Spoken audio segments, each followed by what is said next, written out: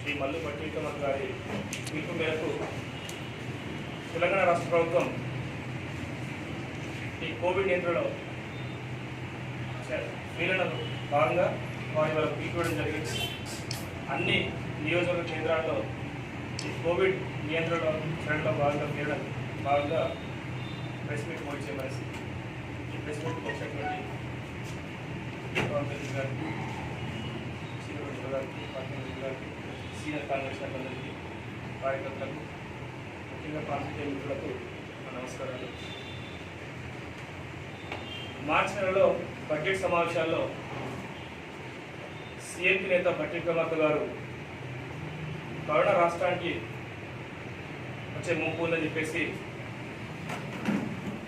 గౌరవ ముఖ్యమంత్రి కేసీఆర్ చెప్పినప్పుడు అసెంబ్లీలో ఎగతాళిగా నవ్వడం జరిగింది. మన రాష్ట్రానికి వస్తున్న అధ్యక్ష, మన ఎవరైనా మాస్కులు పెట్టుకోలేదు, చచ్చిపోయినామా? నా ఫ్రెండ్ ఒక సైంటిస్ట్ చెప్పుకుంటే 22 డిగ్రీలు వస్తే 20 డిగ్రీలు సెంటిగ్రేడ్ వస్తే కరోనా చచ్చిపోతుంది. నాకు సైంటిస్ట్ చెప్పినట్టు అవసరమైతే కరోనా వస్తే 1000 కోట్లు కూడా ఖర్చు పెట్టి అడ్డంగా పడుకుంటాం, కరోనా రానియమని చెప్పేసి ప్రకల్పాలు పడిన కేసీఆర్ ఈరోజు మరి కరోనా నియంత్రణ చేయడంలో ఫెయిల్ అయిన ముఖ్యమంత్రిగా మన దేశంలో చర్చించిన అనుభవం ఉన్నది. ఆ తర్వాత చూసినట్టయితే 1000 కోట్ల బడ్జెట్ ఖర్చు పెడతాను. మరి ఇంత 70,000 బుక్కులు లేని కేసీఆర్ గారికి మరి బాడీ టెంపరేచర్ లెవెల్ అడుగుతా ఉన్నాను. మన బాడీలో కూడా టెంపరేచర్ 38.6 డిగ్రీస్ అంటాం, 36.8 డిగ్రీస్, 98.6 ఫారెన్హీట్ అంటాం. మరి సార్ గవర్నర్ నచ్చిపోవాలి. ఫాల్స్ స్టేట్మెంట్ చేసి రాష్ట్ర ప్రజానికాలందరినీ కూడా మభ్యపెడుతూ ఈరోజు చావులు కూడా కారణమైంది. లాక్డౌన్ అసంపూర్తి వివరించి లాక్డౌన్ కాలంలోనే వైన్ షాపులు తెప్పించి బార్లు ఇచ్చి కరోనా విచ్చలవిడడానికి కూడా కారణమైంది. రాష్ట్రం అంతా కూడా అవసరమైన 10,000 బెడ్లు సిద్ధంగా ఉన్నాయి, 1000 వెంటిలేటర్లు సిద్ధంగా ఉన్నాయని చెప్పేసి ప్రగల్భాల కేసీఆర్ 1000 కోట్లు పెట్టి మరి కిమ్స్ హాస్పిటల్ కడతాను, Telangana institute of medical sciences గచ్చిబౌలిలా 1000 పడదలు పెట్టి హాస్పిటల్ కట్టేసి ఒక 200 వెంటిలేటర్స్ ఏర్పడేసి చెప్పిన కేసీఆర్ రీసెంట్లీ గౌరవ ఎంపీ అయినటువంటి రేవంత్ రెడ్డి గారు కిమ్స్ హాస్పిటల్ సందర్శించినప్పుడు చూస్తే అక్కడ ఇద్దరే ఉన్నారు, ఒకటి కుక్క, ఇంకోటి వచ్చేసి ఒక వాచ్మెన్. 10 ఫ్లోర్లు తిరిగినా కూడా ఎక్కడ కూడా బెడ్ పక్కన ఆక్సిజన్ సందర్భాలు, ఎక్కడ ఒక పేషెంట్ సందర్భాలు, ఒక డాక్టర్ సందర్భాలు. అటువంటి టిమ్స్ ని ఈరోజు పీజీఐ చండీగఢ్, ఎయిమ్స్ ఢిల్లీతో సమానంగా పోల్చి వాటి ఇజ్జత్ తీసిన సందర్భం ఉందండి. మా దగ్గర 9 లక్షల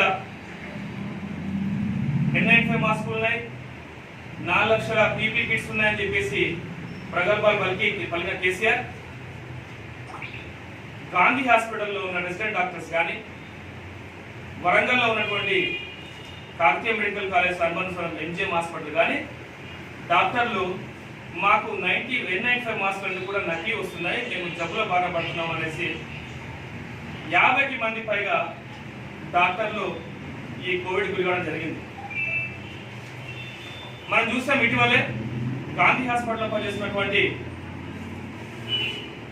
జూనియర్ డాక్టర్స్ ఏమి, రెసిడెంట్ డాక్టర్స్ ఏమి రోడ్ల మీదకి వచ్చి ఆ వర్షాన్ని లెక్క చేయకుండా ధర్నా సందర్భం చూసినాం. డాక్టర్లకు కూడా కనీస వసతులు లేకపోతే కోవిడ్ అనేది అత్యంత ప్రమాదకరమైన జబ్బు. 100 మందికి సోకితే 2 to 3% మోర్టాలిటీ, అంటే 2-2 సోకు చనిపోవడం ఖాయం. అటువంటి జబ్బులో డాక్టర్లు వాళ్ళ ప్రాణ సైతం లెక్క చేయకుండా ట్రీట్మెంట్ చేస్తున్నప్పుడు బేసిక్ ఎమ్యూనిటీస్ కూడా ప్రొవైడ్ చేయని పరిస్థితుల్లో ఈరోజు చార్గాని టీఆర్ఎస్ ప్రభుత్వం ఉందని మేము తెలుస్తున్నాం.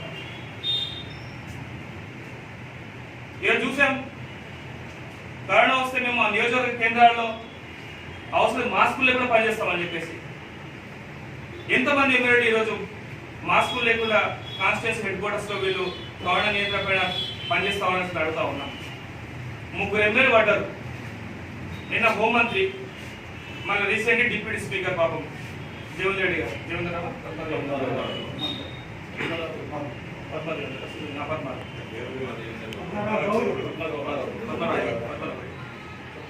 మరి 5గురు కరోనా పడ్డారు. వీళ్ళకేమో రాష్ట్రం మొత్తం కూడా కరోనా ట్రీట్ చేసే హాస్పిటల్ ఏదైనా బాబు అంటే గాంధీ హాస్పిటల్ ఆ దేశంలో అత్యంత నాణ్యమైన ట్రీట్మెంట్స్ అనేసి ప్రగల్భాలు పలికి పేపర్లో టీవీలో ఇచ్చారు. మరి నీ ఎమ్మెల్యేలకు నీ మినిస్టర్లకు వస్తేనేమో యశోద హాస్పిటల్, పీర్ హాస్పిటల్ తీసుకెళ్ళారు. అంటే గాంధీ హాస్పిటల్లో వైద్య సదుపాయాలు చక్కగా లేవా, లేకుండా మీ ప్రాణాలు ప్రజల ప్రాణాల కంటే విభిన్నమైనవా అని కేసీఆర్ సూటిగా ప్రశ్నిస్తాం.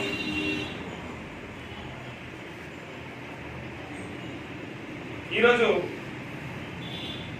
ఇంతమంది 10,000 మంది డాక్టర్ రాష్ట్రం మొత్తం విన్నా కూడా ఒక 3 కొత్త డాక్టర్లు తయారు తెలంగాణలో. ఒకటి KCR, doctor KCR paracetamol doctor, Errabelli Dayakar Rao garu వేణుల డాక్టర్. ఈయన పారాసిటమాల్స్ కూడా పోతా అంటాడు, ఈయన ఉడుపులు తాగడే బాబు తిప్పిపై బయటకు వస్తాను ఈయన అంటాడు. ఇంకోటి వచ్చేసి వ్యవసాయ శాఖ వచ్చి అంటాడు హత్యారం చేయడం బాబు తాడు వెళ్ళిపోతా అంటాడు నిరంజన్. ఇంకా దౌర్భాగ్య మంత్రులు, దౌర్భాగ్య ప్రభుత్వం ఉంది. ఒకవైపు మా దగ్గర తక్కువ కేసులు రికార్డ్ అవుతున్నాయి, మేము చాలా మంది ట్రీట్మెంట్ చేస్తున్నాం అనేసి ప్రగల్భాలు పడతారు. మొన్నటిదాకా చూసాం సిసిఎంబిలో మనకి 800 కెపాసిటీ ఉండే CCMB real time polymerase chain PCR అంటాం. దాంట్లో ఓన్లీ 800 టెస్టులు ఉండే. అట్మోస్ట్ 1000 చేశాడు. పక్కన్న రాష్ట్రంలో జగన్ గారు ఆంధ్రప్రదేశ్లో రోజు 15,000 నుంచి 17,000 టెస్ట్ చేస్తుండే. ఆయన మనకంటే కేసులు మించిన ఈక్వల్, ఇద్దరం కూడా 10,000 కేసులతో ఈక్వల్గా ఉన్నాం. మన దగ్గర రోజు 1000 కేసులు 1000 చేస్తాడు.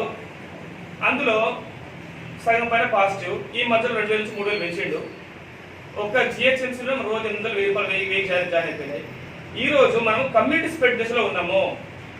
ఎంత కప్పి కమ్యూనిటీ స్ప్రెడ్ లో ఇక్కడ లేదు అనుకోవడానికి లేదు, ఎక్కడ మనం కొత్తగా చూస్తున్నాము, నాకు ఖమ్మంలో చూస్తున్నాను, ఎక్కడ పోయించారు. ఇలా ఒక పేషెంట్ మీరు హైడ్ చేస్తే టెస్ట్ చేయకపోతే ఒక పేషెంట్ కరోనా వచ్చింది.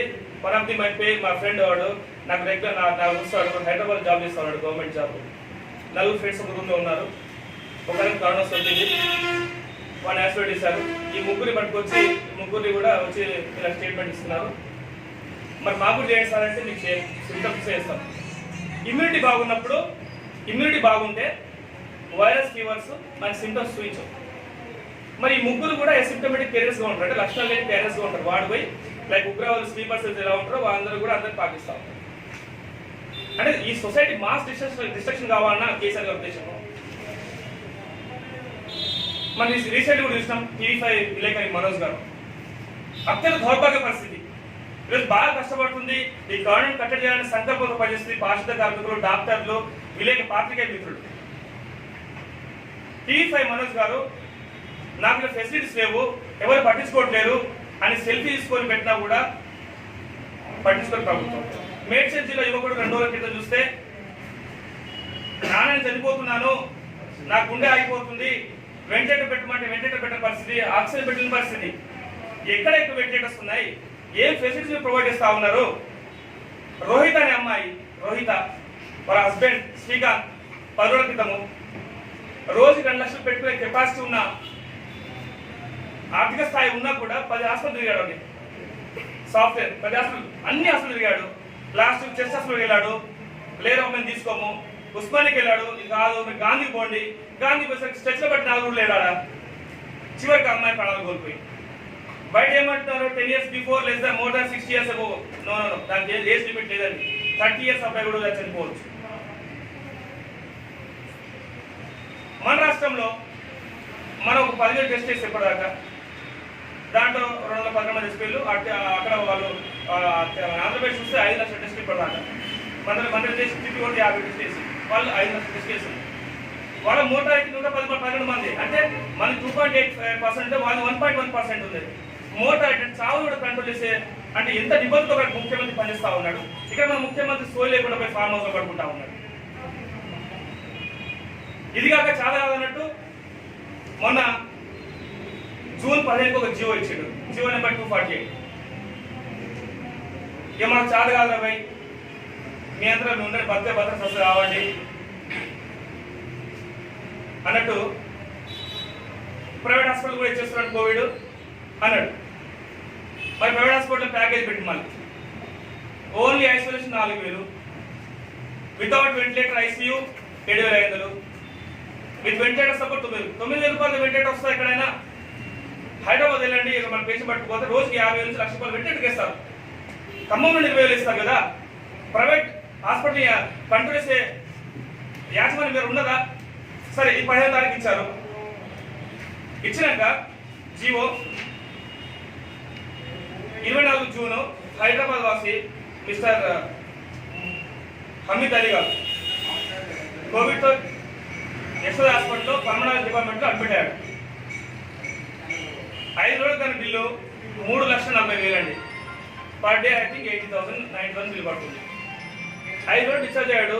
ఇఫ్ కాంప్లికేషన్స్ అరేజ్ అయినాయి, సో ఈ హ్యాస్ టు స్టే ఫర్ ఒక్కోసారి 18 days వస్తుంది. మన 1 month అంటే 30 లక్షలు ఒక కామన్ పీపుల్ కట్టుకోగలుగుతాడా? ఏమి ఇచ్చాడు? 4,000, 7,500 ప్యాకేజ్ ఇచ్చేసి దీంట్లో రొటీన్ టెస్టులు, సిబిపి అంటామన్నా, మీకు కొన్ని CBP urine blood test, urine examination, ఆ కిడ్నీ టెస్ట్, అల్ట్రాసౌండ్ అంటారు, photo scan, chest X-ray, 2 days heart scan, ఇవన్నీ కూడా తిరిగి 2,000 అయిపోతాయి. 2,000 ఎక్స్క్లూజన్స్ ఏవి వర్తించవంట? పీపీఈ వర్తించవంట. పీపీ అంటే పర్సనల్ ప్రొటెక్షన్ ఎక్విప్మెంట్స్, ఇది వర్తించాలి. ఇంటర్వెన్షన్ కోసం అంటే మనకి చాలా కాలం ఉండాల్సినప్పుడు ఇక్కడ జుగార్ కానీ ఇక్కడ కానీ మేము సెంట్రల్ లైన్ ఇస్తాం. అంటే రోజు క్యాన్లో మార్చలేము అనమాట, ఉండిపోతాం 1 month దాకా. దానికి ఒక డాక్టర్ అనేసి ఒక 5 రూపాయలు ఖర్చు 5 రూపాయలు తీసుకుంటాడు. పీపీ కిట్స్ ఒకటి 2,000 రూపాయలు ఉంటుంది. డాక్టర్ వేసుకోవాలి, అసిస్టెంట్ డాక్టర్ వేసుకోవాలి, పేషెంట్ వేయాలి. రోజు ఒక 10-15 వేల రూపాయలు పీపీ కిట్స్ పడుతుంది అన్న బిల్లు. బ్రాంకోస్కోపీ అంటాం. ఈ హై డ్రగ్స్, ఒకవేళ పేషెంట్ కాంప్లికేషన్ వచ్చింది, హయ్యర్ యాంటీబయాటిక్ వాడాలి. ఈ మెరోపెరమిన్ ఇంజెక్షన్ వాడాలి. ఆ ఒక్క ఇంజెక్షన్ యాంటీబయాటిక్ కాస్ట్ రోజుకి ఒక్కొక్కటి 2,000 రూపాయలు. ఒక 10 రోజులు వాడితే అదే 1,00,000 రూపాయలు బిల్ వస్తుంది. ఇమ్యూనోగ్లోబులిన్స్ అంటాం. ఒక ప్రాణాపాయం బయటపడాలంటే బాడీలో ఇమ్యూనిటీ పెంచాలి అంటే ఇమ్యూనోగ్లోబులిన్స్ అంటాం అన్న. అది ఒక ఎంఎల్ కాస్ట్ 500 నుంచి దగ్గర ఒక ఎంఎల్ కాస్ట్ 3,000 నుంచి 3,500 రూపాయలు ఎంఎల్. ఒక బాడీకి ఏం చేయాలంటే 2 ml for KG body weight. For example 80 కిలోలు ఉన్నా, నాకు 120 ml సరిపోతుంది. 120 ఇంటూ 3 వేసుకుంటే 4 లక్షల ఒక్క ఇంజెక్షన్ కాస్ట్ అవుతుంది. యాంటీవైరల్ డ్రగ్ టోసిలిజుమాబ్ ఒక ఇంజెక్షన్ ఉంది, ఆ ఒక్క ఇంజెక్షన్ కాస్ట్ 45,000. అంటే ఒక కరోనా పేషెంట్ జాయిన్ అయితే వాడు బయట రావడానికి ఈజీగా 10 లక్షలు ఖర్చు అయ్యే పరిస్థితి ఉన్నది. దీన్ని పేద ప్రజానికం భరించబరుస్తుందా? ఈరోజు కమ్యూనిటీ స్ప్రెడ్ అయిపోయింది. ఇది పాండమిక్ అంటాం, అంటే సర్వత్రా విస్తరించింది. పాండమిక్ నుంచి ఎండమిక్ అంటాం. ఎండమిక్ అంటే వీళ్ళందుకు వస్తే వీళ్ళందుకు ఉండిపోతుంది, అది ఎప్పటికి ఉండిపోతుంది, ప్రతి సంవత్సరం వస్తుంటుంది కదా. ఇలాంటి డిసీజ్ ఉన్నప్పుడు మీరు పక్కన రాష్ట్రము ఆరోగ్యశ్రీలో దీన్ని ఇంక్లూడ్ చేసి ఫ్రీగా ట్రీట్మెంట్ ఇస్తున్నప్పుడు దేశంలో 2వ అతిపెద్ద ఆర్థిక వ్యవస్థ కలిగి మిగులు బడ్జెట్ కలిగి ఉన్న 17,000 కోట్ల మిగులు బడ్జెట్ కలిగి ఉన్న తెలంగాణ రాష్ట్రం మీరు అందించలేరా?